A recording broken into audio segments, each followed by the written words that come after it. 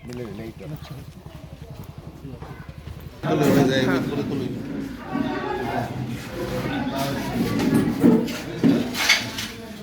নিজেরা চুরি করব না, কাউকে চুরি করতে দেব না। আমাদের মূল কথা রয়েছে এটা, তাদের পাশে দাঁড়ানো। পরিবর্তনটা আসছে, এই পরিবর্তনটা আমরা যদি সুফল ভোগ করতে চাই, এই সুফল ভোগ করতে হলে আমাদের সবারই ভূমিকা রাখতে হবে। সবাই আমরা যে যে জায়গার ভোটার আছি, এছাড়াও কিন্তু আমার আশেপাশে সব জায়গায় কিন্তু আমাদের আত্মীয় স্বজন আছে।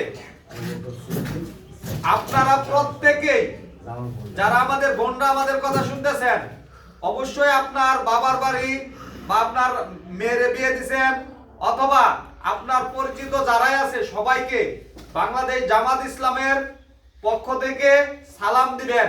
এবং আমাদের যত মা বোন আছে তারা নিরাপদে থেকে তাদের কর্মের জন্য কাজ করতে পারে, তারা যেন সকলে একটা সুস্থ সুন্দর পরিবেশে থাকতে পারে এবং যত রকমের অন্যায় অত্যাচার আছে সেগুলো থেকে তারা নিরাপদে জীবনযাপন করতে পারে।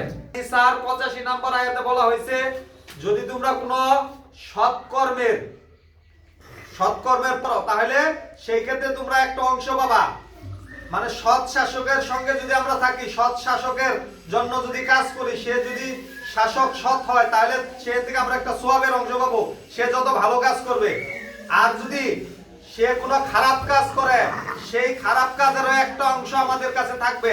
তাহলে আমরা যদি খারাপ শাসক, যে চাঁদাবাজ দুর্নীতিবাজ, আপনাদের ওখান থেকে টাকা নিয়ে এই বিধবা কাট করে, আপনাদের ওখান থেকে টাকা নিয়ে ফ্যামিলি কাট করে দিব, আপনাদের ওখান থেকে টাকা নিয়ে এই আপনার বয়স্ক ভাতার কাট করে দিব, এইগুলা যারা করে এর ওই যে টাকা নিয়ে কাট করলো এটা পাপের ভাগী অন্য হবে।